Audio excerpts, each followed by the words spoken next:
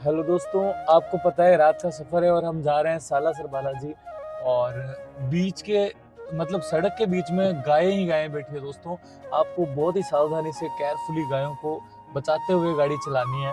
और मैं बताना चाहता हूँ कि कुछ भाई लोग मिलके गाय के गले में मतलब चमकीला फट्टा डाल रहे हैं, वो बहुत ही बढ़िया काम कर रहे हैं। और हम भी अभी जस्ट इधर से निकल रहे थे, हमने सोचा गायों को थोड़ा सा गुड़ दे दिया जाए, क्योंकि हम साथ में गुड़ वगैरह लेके आए थे।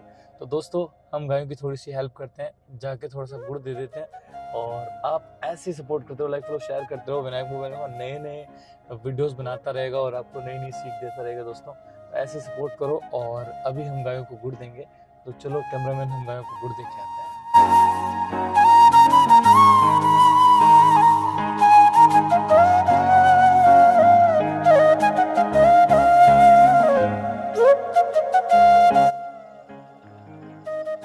गाय भाग के आ रही है, भाग के आ रही है।